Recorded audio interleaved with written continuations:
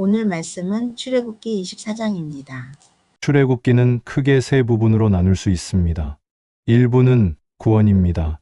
출애굽기 1장부터 18장까지는 하나님께서 애굽의 종살이에서 이스라엘을 능력으로 구해내시는 이야기입니다. 10가지 재앙과 홍해 사건, 만나와 메추라기를 통해 하나님은 구원자이심을 보여주셨습니다. 2부는 율법 언약을 수여해 주셨습니다. 출애굽기 19장부터 24장까지입니다. 시내산에서 하나님께서 이스라엘을 거룩한 백성으로 부르시고 율법과 십계명을 주시며 백성과 언약을 맺으십니다. 3부는 하나님의 임재입니다. 출애굽기 25장부터 40장까지 말씀입니다. 성막을 세우시고 하나님께서 그 가운데 임재하시며 백성과 함께 거하십니다. 출애굽기의 이러한 구조 속에서 우리는 이제 24장에서 언약 율법의 말씀을 통해 하나님과 이스라엘 백성이 피로 맺는 언약 체결을 할 것입니다. 우리는 24장 언약의 의미와 중요성을 이해하기 위해 먼저 20장에서 23장까지 하나님께서 주신 말씀을 복습하겠습니다. 출애굽기 20장에서는 하나님께서 직접 말씀하신 십계명이 선포됩니다. 이는 이스라엘이 하나님과 맺을 언약의 기초이며 하나님과 백성 사이의 관계를 규정하는 가장 중요한 율법입니다. 이어지는 21장에서는 십계명을 바탕으로 한 세부적인 생활 법규가 주어집니다. 히브리 종의 해방 규정, 사람 사이의 폭행이나 살인, 상해에 대한 책임, 그리고 짐승으로 인한 사고와 배상 문제 등 공동체 안에서 생명을 존중하고 질서를 세우기 위한 규례들이 나옵니다. 22장에서는 도둑질과 재산 피해에 대한 배상 규례가 이어지며 동시에 사회적 약자 나그네, 과부, 고아를 보호해야 한다는 명령이 강조됩니다. 또한 하나님께 드릴 것과 거룩한 삶에 대한 지침이 주어지면서 이스라엘이 단순히 법을 지키는 백성이 아니라 하나님께 속한 거룩한 공동체임을 드러냅니다. 23장에서는 정의와 공정한 재판을 강조하시며 안식년과 안식일 규례를 통해 모든 사람이 쉼을 누려야 한다고 말씀하십니다. 더불어 무교절, 맥추절, 수장절, 이 세 가지 절기를 통해 하나님께 예배하고 그분의 구원을 기억하라는 명령이 주어집니다. 마지막으로 하나님께서 이스라엘을 약속의 땅으로 인도하시며 가나안 족속을 몰아내고 그 땅을 기업으로 주시겠다는 언약적 약속이 선포됩니다. 특별히 말씀 중에서 이스라엘 절기에 관해서는 더욱 세심하게 살펴보겠습니다. 절기를 다시 설명하는 이유는 세 가지가 있습니다. 첫째, 율법과 규례의 흐름 속에서 절기의 의미를 분명히 하기 위함입니다. 둘째, 하나님과 이스라엘의 언약 배경을 이해하기 위함입니다. 셋째, 절기를 통해 예수 그리스도 안에서 성취될 구원의 뜻을 바라보기 위함입니다. 이스라엘 백성에게는 하나님께서 정하신 절기들이 있었는데 크게 봄 절기와 가을 절기로 나눌 수 있습니다. 봄 절기에는 유월절, 무교절, 초실절, 그리고 칠칠절이 있습니다. 칠칠절은 맥추절이라 부르기도 하고 헬라식으로는 오순절이라 부르는데 모두 같은 절기를 가리킵니다. 맥추절은 농경적인 이름이고 칠칠절은 날짜 계산에 따른 이름이며 오순절은 헬라식 표현입니다. 이 절기들은 단순한 기념일이 아니라 하나님께서 베푸신 구원과 은혜를 되새기게 하는 중요한 시간이었습니다. 역사적으로는 유월절은 출애굽의 사건과 연결되고 오순절은 율법이 주어진 날을 기념하며 초막절은 광야 생활을 기억하게 합니다. 가을 절기에는 나팔절, 대속죄일, 그리고 초막절 수장절이 있는데 이 절기들을 통해 하나님과 동행하며 살아가는 이스라엘의 신앙 고백이 드러났습니다. 각 절기의 유대력과 구약적 의미를 알고 그리스도 중심의 신약에서의 성취와 성경적 근거를 말씀드리겠습니다. 유월절은 히브리 달력으로 1월 14일, 곧 아비벌 니산월에 지키는 절기입니다. 이날은 이스라엘 백성이 애굽에서 해방될 때 어린 양의 피를 문설주와 임방에 발라 장자를 보호받고 애굽에서 탈출한 사건을 기념하는 절기였습니다. 성경은 이렇게 기록합니다. 너희는 이 날을 기념하여 여호와의 절기를 삼아 영원한 규례로 대대로 지킬지니라. 출애굽기 12장 14절. 신약에서는 이 절기가 예수님 안에서 성취되었습니다. 예수님은 하나님의 어린 양으로 오셔서 십자가 위에서 죽으심으로 온 인류의 죄를 대신 지셨습니다. 요한복음 2장 29절. 세례 요한도 예수님을 보고 보라. 세상 죄를 지고 가는 하나님의 어린 양이로다. 라고 선포했습니다. 고린도전서 5장 7절. 사도 바울 역시 우리의 유월절 양 곧 그리스도께서 희생되셨다고 하였습니다. 무교절은 유월절 다음 날부터 7일 동안 누룩 없는 떡을 먹으며 지키는 절기입니다. 출애굽기 12장 15절에서 20절. 누룩은 성경에서 흔히 죄와 부패를 상징합니다. 그래서 무교병은 죄가 제거된 순결하고 거룩한 삶을 의미합니다. 신약에서는 예수님의 죽음을 통해 성도들이 죄에서 해방되고 새로운 삶으로 부름받은 것을 보여줍니다. 바울은 묵은 누룩을 내버리라 새 덩어리가 되라. 이는 우리의 유월절 양 곧 그리스도께서 희생되셨음이라. 고린도전서 5장 7절 8절에서 말씀합니다. 무교절은 단순히 빵을 먹는 날이 아니라 성도의 삶이 거룩으로 변화되어야 함을 알려주는 절기입니다. 초실절은 유월절 안식일 다음 날, 곧 봄 첫 추수에서 곡식의 첫 열매를 하나님께 드리는 절기였습니다. 레위기 23장 9절에서 14절까지 말씀입니다. 이 절기는 첫 것을 하나님께 드림으로 모든 수확이 하나님께 속해 있음을 인정하는 믿음의 고백이었습니다. 신약에서는 예수님의 부활과 연결됩니다. 고린도전서 15장 20절. 바울은 그러나 이제 그리스도께서 죽은 자 가운데서 다시 살아 잠자는 자들의 첫 열매가 되셨도다. 그렇습니다. 초실절은 예수님의 부활을 미리 보여주는 절기입니다. 예수님이 첫 열매가 되셨으니 그분 안에서 우리도 부활의 소망을 가진 것입니다. 77절은 초실절 후 7주, 곧 50일째 되는 날 지켜졌습니다.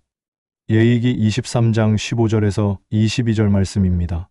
밀추수의 감사 절기이자 유대인 전통에서는 시내산에서 율법을 받은 날로 기념하기도 했습니다. 신약에서는 바로 이 날에 성령이 임했습니다. 사도행전 2장에서 제자들이 모여 기도할 때 성령이 강하게 임하셨고 교회가 탄생했습니다. 그래서 오순절은 곡식의 첫 수확을 기념하는 절기에서 이제는 복음의 첫 열매, 곧 성령 안에서 구원받은 성도들의 시작을 기념하는 날이 된 것입니다. 그렇습니다. 오순절은 성령 강림과 교회의 시작을 보여주는 절기입니다. 나팔절은 히브리 달력 7월 1일에 지켜졌습니다.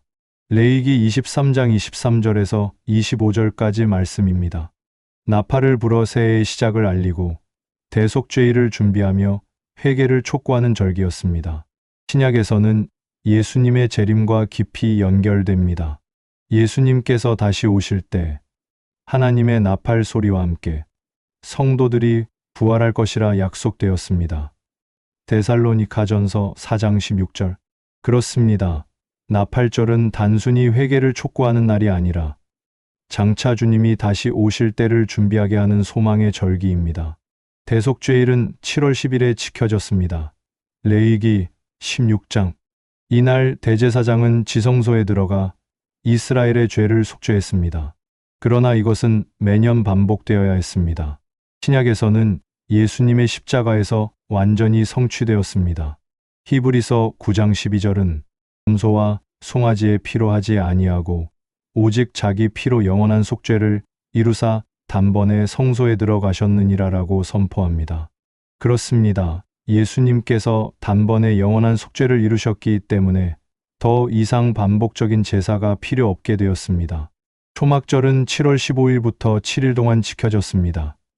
레위기 23장 33절에서 44절까지 말씀입니다. 이스라엘 백성은 광야 생활을 기억하며 초막임시 장막에 거했고 동시에 가을 추수를 감사하는 수장절로도 지켰습니다. 신약에서는 예수님께서 우리와 함께 거하심을 보여줍니다. 요한복음 1장 14절은 말씀이 육신이 되어 우리 가운데 거하심에라고 기록합니다. 장차 새하늘과 새 땅에서 하나님께서 친히 우리와 함께 거하시며 요한계시록 21장 3절 4절 영원한 나라가 완성될 것입니다. 초막절과 수장절은 단순히 추수와 광야 생활을 기념하는 것이 아니라 하나님과 영원히 함께하는 날을 바라보게 하는 절기입니다. 지금까지 말씀드린 출애굽기 20장에서 23장까지의 말씀이 바로 오늘 24장에서 맺어질 언약의 핵심 내용입니다. 이 언약은 단순한 규율의 제정이 아니라 죄로 끊어진 하나님과 백성의 관계를 회복하시려는 하나님의 깊은 사랑과 구원 계획을 보여줍니다. 이 언약은 장차 예수 그리스도의 피로 세우실 새 언약의 그림자이며 구속 역사의 핵심을 이루는 중요한 사건입니다. 이 말씀 속에서 우리는 하나님의 언약적 신실하심과 구원의 은혜를 더욱 깊이 깨닫게 될 것입니다. 1절. 또 모세에게 이르시되 너는 아론과 나답과 아비후와 이스라엘 장로 70명과 함께 여호와께로 올라와 멀리서 경배하고. 하나님께서는 모세와 이스라엘의 지도자들을 시내산으로 부르십니다. 이때 모세는 가까이 나아가고 나머지 지도자들은 멀리서 경배하도록 하셨는데, 이는 하나님과 이스라엘 백성 사이에 모세가 중재자의 역할을 감당함을 보여줍니다. 하나님의 거룩한 임재 앞에 인간이 직접 나아갈 수 없는 죄의 문제를 보여주며, 동시에 하나님께서 구속 사역을 통해 죄인들을 그분께로 나오게 하실 것을 예표합니다. 이 말씀은 중보자의 필요성을 강조하며, 이는 훗날 온전한 중보자로 오실 예수 그리스도의 사역을 미리 보여줍니다. 디모데전서 2장 5절 하나님은 한 분이시요 또 하나님과 사람 사이에 한 중보자도 계시니 곧 사람이신 그리스도 예수라.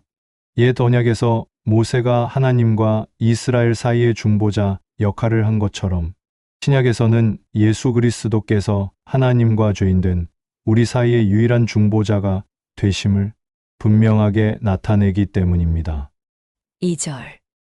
너 모세만 여호와께 가까이 나아오고 그들은 가까이 나아오지 말며 백성은 너와 함께 올라오지 말지니라. 하나님의 지엄한 거룩하심 앞에서 아무나 가까이 나아갈 수 없음을 다시 한번 강조하십니다. 오직 하나님이 허락하신 모세만이 그분께 가까이 나아갈 수 있었습니다. 이는 언약 체결의 신성함과 엄중함을 보여줍니다. 죄인된 인간은 하나님의 거룩하심 앞에 직접 설 수 없다는 사실을 보여줍니다. 이는 죄의 심각성을 강조하며 동시에 온전한 희생을 통해 죄를 해결할 구원자가 반드시 필요함을 나타냅니다. 히브리서 4장 16절 그러므로 우리는 긍휼하심을 받고 때를 따라 돕는 은혜를 얻기 위하여 은혜의 보좌 앞에 담대히 나아갈 것이니라. 옛 언약 아래서는 제한된 자들만 하나님께 나아갔지만 예수 그리스도를 통해 하나님 나라의 백성이 된 우리들은 이제 그분의 은혜를 힘입어 담대하게 하나님께 나아갈 수 있는 놀라운 특권을 얻었음을 보여줍니다. 3절. 모세가 와서 여호와의 모든 말씀과 그의 모든 율례를 백성에게 전함에 그들이 한 소리로 응답하여 이르되 여호와께서 말씀하신 모든 것을 우리가 준행하리이다. 모세는 시내산에서 받은 하나님의 말씀을 백성에게 빠짐없이 전했고 백성은 한 목소리로 그 모든 것을 지키겠다고 화답합니다. 이는 언약의 첫 번째 단계로 쌍방의 동의를 통해 언약이 성립되는 모습을 보여줍니다. 이스라엘 백성의 순종의 약속은 하나님의 백성이 그분과의 관계 속에서 마땅히 지켜야 할 삶의 태도를 보여줍니다. 그러나 동시에 인간의 의지로는 하나님의 율법을 온전히 지킬 수 없다는 한계를 드러내며 완전한 순종을 이루실 구원자가 필요함을 예표합니다. 로마서 3장 20절. 그러므로 율법의 행위로 그의 앞에 의롭다 하심을 얻을 육체가 없나니 율법으로는 죄를 깨달음이니라. 이스라엘 백성이 율법을 지키겠다고 약속했지만 결국 실패한 것은 인간의 행위로는 구원에 이를 수 없고 오직 율법이 죄를 깨닫게 하는 역할을 할 뿐이라는 신약의 진리를 보여줍니다. 4절. 모세가 여호와의 모든 말씀을 기록하고 이른 아침에 일어나 산 아래에 제단을 쌓고 이스라엘 12지파대로 12기둥을 세우고. 모세는 하나님의 말씀을 기록하여 언약의 내용을 명확히 하고 제단과 12기둥을 세워 언약 체결의 기념비로 삼습니다. 이는 언약의 공식적인 체결을 위한 의식적인 준비였습니다. 12기둥은 이스라엘 12지파를 상징하며 모든 백성이 이 언약의 당사자임을 나타냅니다. 하나님의 말씀이 기록된 것은 그 언약의 영속성과 신뢰성을 상징합니다. 또한 모든 지파가 언약에 참여하는 모습은 하나님 나라의 백성이 오직 믿음으로 연합하여 한 몸을 이룰 것을 예표합니다. 에베소서 2장 20절 너희는 사도들과 선지자들의 터 위에 세우심을 입은 자라 그리스도 예수께서 친히 모퉁이 돌이 되셨느니라. 12기둥이 이스라엘 12지파를 상징하듯이 신약 교회는 예수 그리스도를 모퉁이 돌로 삼아 사도들과 선지자들의 터 위에 세워진 하나님의 새로운 공동체임을 보여줍니다. 5절 이스라엘 자손의 청년들을 보내어 여호와께 소로 번제와 화목제를 드리게 하고 언약의 체결을 위해 번제와 화목제를 드립니다. 번제는 죄를 속하는 제사로 언약 관계에 들어가는 백성의 죄가 먼저 용서받아야 함을 의미합니다. 화목제는 하나님과 백성 사이의 화평이 이루어졌음을 나타냅니다. 언약 관계가 성립되기 위해서는 반드시 죄 문제가 해결되어야 하며 이는 희생 제물이 필요함을 보여줍니다. 이 제사들은 장차 우리의 모든 죄를 대속하실 예수 그리스도의 십자가 희생을 예표합니다. 히브리서 9장 22절 율법을 따라 거의 모든 물건이 피로써 정결하게 되나니 피 흘림이 없은즉 사함이 없느니라. 구약의 제사가 짐승의 피로 죄를 속했듯이 신약에서는 예수 그리스도의 피 흘림이 없이는 죄 사함이 이루어질 수 없다는 구속사의 핵심 진리를 증거합니다. 6절 모세가 피를 가지고 반은 여러 양푼에 담고 반은 제단에 뿌리고 모세가 짐승의 피를 두 부분으로 나눕니다. 절반은 제단에 뿌려 하나님께 드리고 나머지 절반은 백성에게 뿌릴 준비를 합니다. 이는 피로써 하나님과 백성이 언약으로 연결되었음을 상징하는 중요한 행위입니다. 피가 하나님과 백성 모두에게 관련되는 것은 언약의 당사자가 하나님과 이스라엘 백성임을 시각적으로 보여줍니다.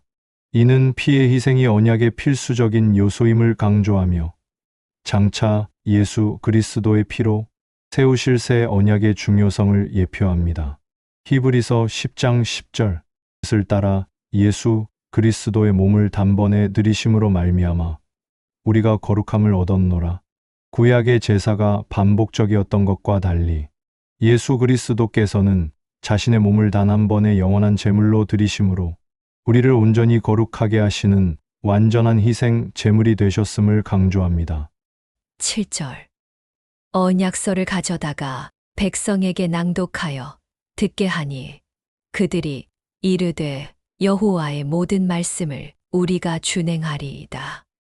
모세는 백성 앞에서 언약의 내용을 다시 한번 낭독하며 백성의 자발적인 동의를 구합니다. 백성은 재차 우리가 준행하리이다 라고 화답하며 언약에 대한 순종을 다짐합니다. 이것은 언약이 백성의 자유 의지에 따른 선택이었음을 보여줍니다. 하나님의 말씀에 순종하겠다는 백성의 결단은 하나님 나라의 백성이 하나님 말씀에 대한 믿음과 순종으로 그분의 주권을 인정하는 삶을 살아야 함을 가르칩니다. 요한복음 14장 15절 너희가 나를 사랑하면 나의 계명을 지키리라. 옛 언약에서 백성이 율법을 준행하겠다고 서약했듯이 신약에서는 우리를 사랑하시는 주님을 향한 사랑이 그분의 계명을 지키는 순종의 삶으로 이어진다는 것을 보여줍니다. 8절 모세가 그 피를 가지고 백성에게 뿌리며 이르되 이는 여호와께서 이 모든 말씀에 대하여 너희와 세우신 언약의 피니라. 모세는 남은 피를 백성에게 뿌려 피를 매개로 언약이 공식적으로 체결되었음을 선포합니다. 피는 생명을 상징하며 언약 관계가 생명을 건 엄숙한 약속임을 나타냅니다. 이는 언약을 어길 시 생명을 잃을 수 있음을 경고하는 의미도 담고 있습니다. 이 언약의 피는 장차 예수 그리스도께서 십자가에서 흘리실 피를 예표합니다.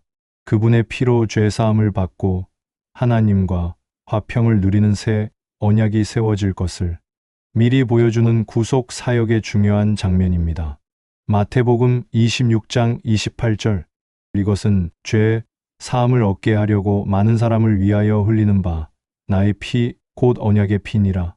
출애굽기에서 모세가 언약의 피를 백성에게 뿌렸던 것처럼 예수님께서는 최후의 만찬에서 자신의 피를 새 언약의 피라고 선언하심으로 구약의 예표가 예수 그리스도 안에서 온전히 성취되었음을 증명합니다.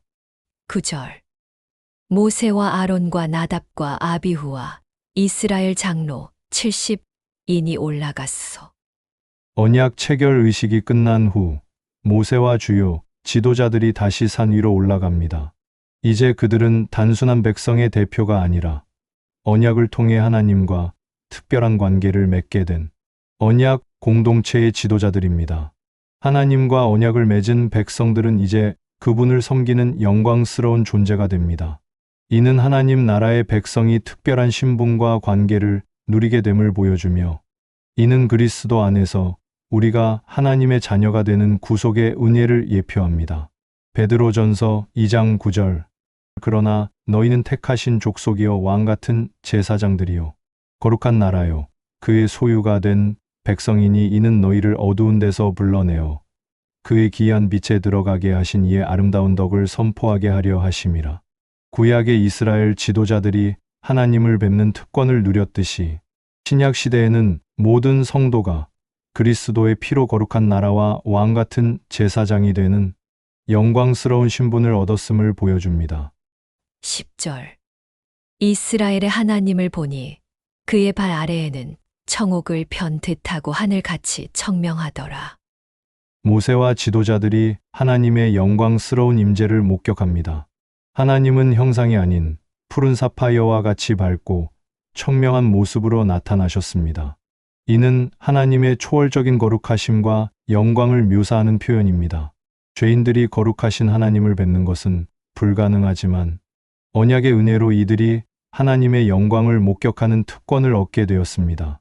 이는 구속 사역을 통해 하나님 나라의 백성이 그분의 영광을 바라보는 복을 누리게 될 것을 예표합니다. 요한복음 1장 18절. 본래 하나님을 본 사람이 없으되 아버지 품속에 있는 독생하신 하나님이 나타내셨느니라. 하나님의 영광을 직접 본 사람이 없었지만 예수 그리스도께서 성육신하심으로 말미암아 하나님 아버지의 모습을 우리에게 보여주셨음을 강조합니다. 11절.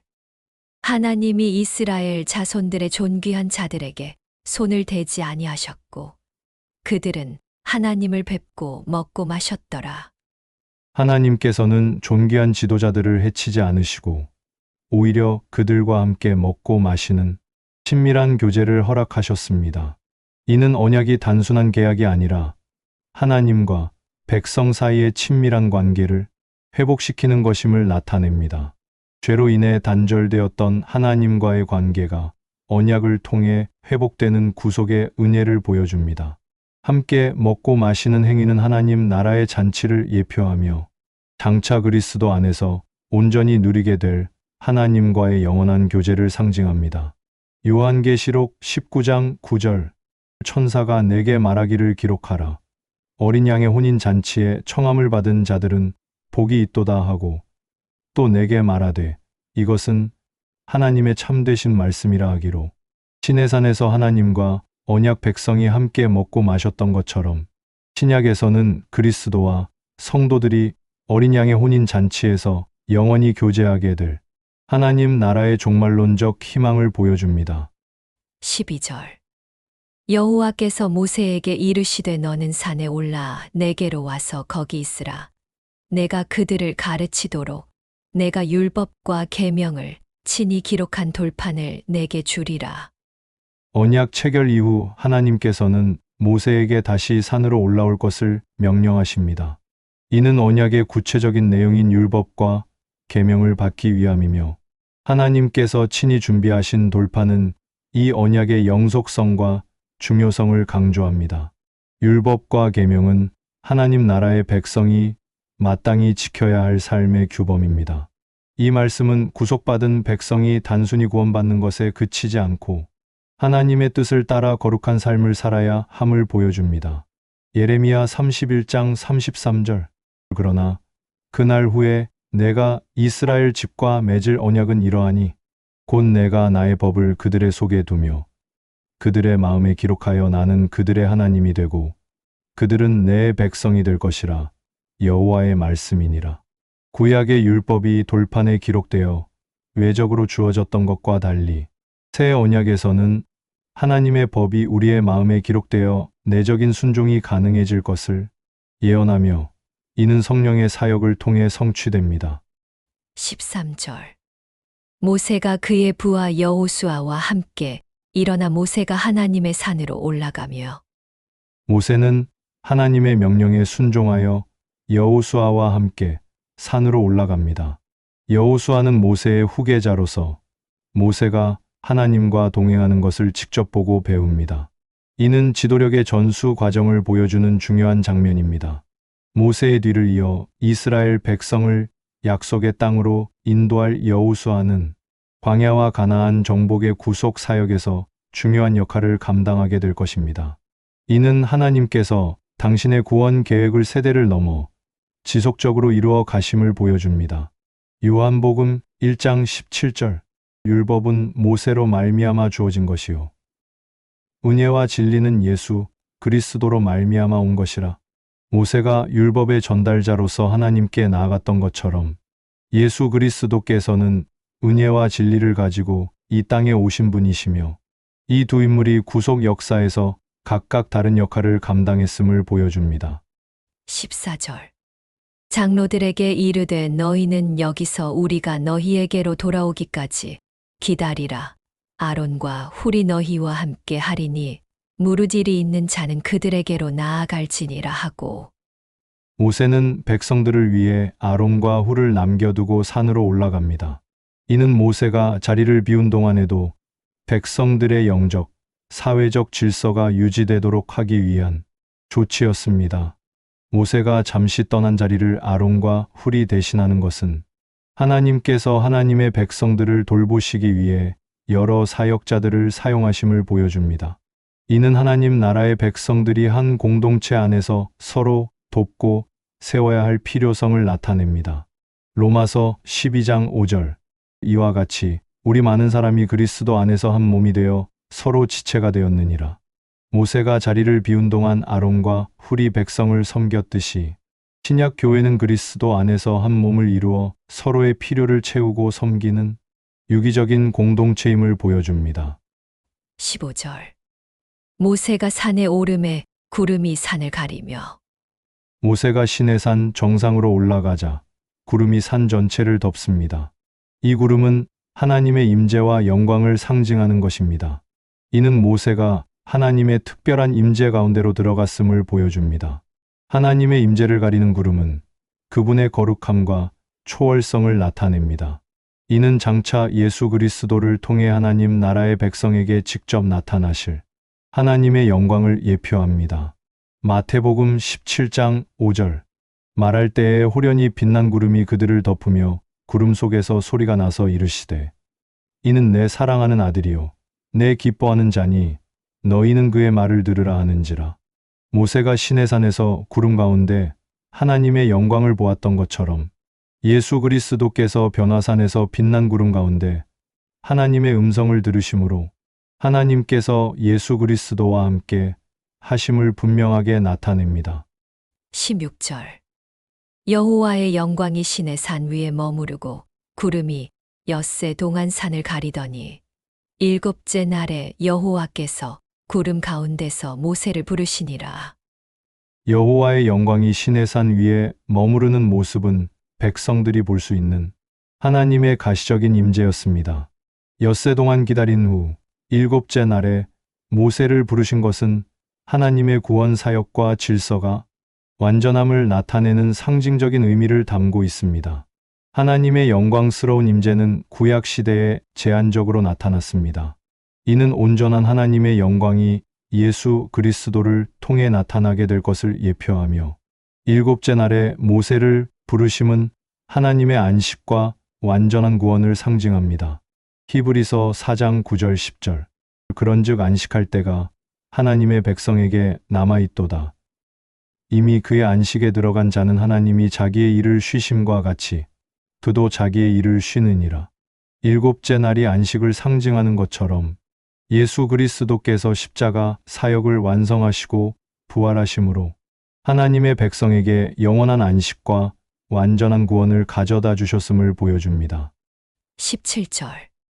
산 위에 여호와의 영광이 이스라엘 자손의 눈에 맹렬한 불같이 보였고 산 위에 임재하신 하나님의 영광이 이스라엘 백성의 눈에는 맹렬한 불과 같이 보였습니다.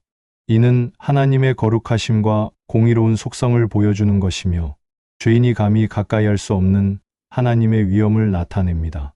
하나님의 거룩한 영광은 죄와 함께 할 수 없는 불과 같지만 구속 사역을 통해 하나님의 백성이 그 영광의 임재를 안전하게 경험할 수 있게 되었습니다. 이는 예수 그리스도의 십자가를 통해 죄 문제가 해결되었기 때문입니다. 히브리서 12장 29절. 우리 하나님은 소멸하는 불이심이라. 구약의 하나님이 맹렬한 불과 같이 나타나셨듯이 신약에서도 하나님은 죄에 대해 소멸하는 불이심을 강조하며 이 불은 죄악을 태워 없애고 우리를 거룩하게 하시는 하나님의 성품을 나타냅니다. 18절. 모세는 구름 속으로 들어가서 산 위에 올랐으며 모세가 40 야를 산에 있으니라. 모세는 구름으로 덮인 하나님의 영광 가운데로 들어갑니다. 그곳에서 모세는 40일 밤낮을 머물며 하나님과 깊은 교제를 나눕니다. 40이라는 숫자는 성경에서 중요한 영적 준비와 시험의 기간을 의미합니다. 모세가 하나님과 40일간 교제하며 율법을 받은 것처럼 이스라엘 백성은 40년간 광야 생활을 통해 하나님 나라의 백성으로 훈련받았습니다. 이는 하나님의 백성이 그분과 동행하며 그분의 말씀으로 양육받는 영적인 준비 기간을 상징합니다. 마태복음 4장 1절 2절. 그때에 예수께서 성령에게 이끌려 마귀에게 시험을 받으러 광야로 가사 40일을 밤낮으로 금식하신 후에 줄이신지라. 모세가 시내산에서 40일을 보냈던 것처럼 예수 그리스도께서도 공생애를 시작하기 전 40일간 광야에서 금식하며 영적으로 준비하셨습니다.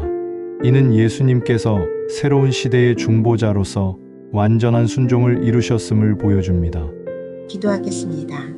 하나님 아버지, 모세를 통해 언약을 맺으시고 피로써 백성을 거룩하게 하신 것처럼 우리를 위해 자신의 피를 흘려 새 언약을 세우신 우리 주 예수 그리스도의 사랑에 감사드립니다. 우리들 또한 언약의 백성으로서 하나님의 말씀에 순종하며 살아가는 은혜로운 삶을 살게 하옵소서. 하나님 나라의 영광을 바라보며 우리의 모든 삶이 오직 하나님의 영광을 나타내게 하옵소서. 우리를 죄와 사망의 권세에서 구원하시고 영원한 생명을 주심에 감사드리며 우리 주 예수 그리스도의 이름으로 기도드립니다. 아멘. 다시 한번 출애굽기 24장 말씀을 묵상합니다. 또 모세에게 이르시되 너는 아론과 나답과 아비후와 이스라엘 장로 70명과 함께 여호와께로 올라와 멀리서 경배하고 너 모세만 여호와께 가까이 나아오고 그들은 가까이 나아오지 말며 백성은 너와 함께 올라오지 말지니라. 모세가 와서 여호와의 모든 말씀과 그의 모든 율례를 백성에게 전하매 그들이 한 소리로 응답하여 이르되 여호와께서 말씀하신 모든 것을 우리가 준행하리이다.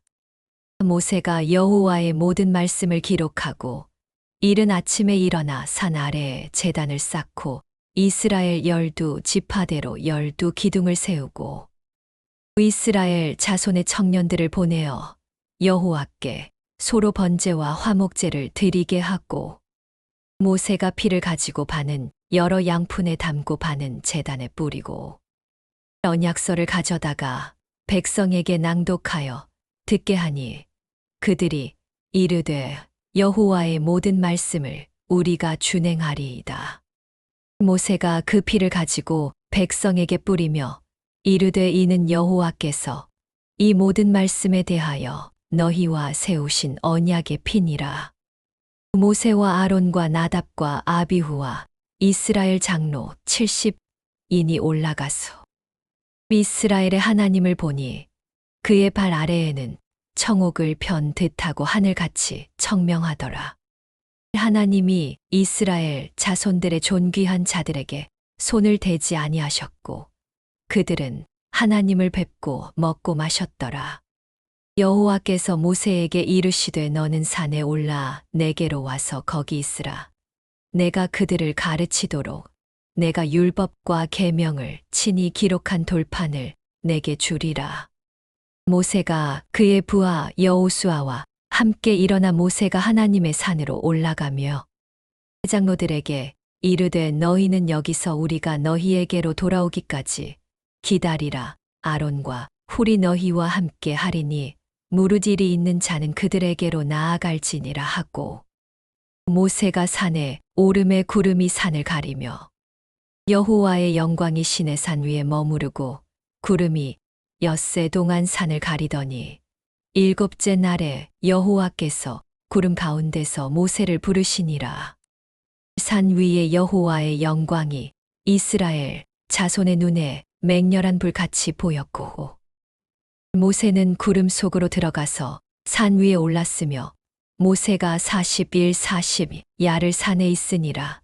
출애굽기 24장 1에 1-8절. 오늘의 말씀이 마음에 와닿으셨다면 구독과 좋아요, 알람 설정, 그리고 댓글로 함께해 주십시오. 여러분의 따뜻한 반응이 큰 힘이 됩니다. 꼭 구독 부탁드려요. 감사합니다.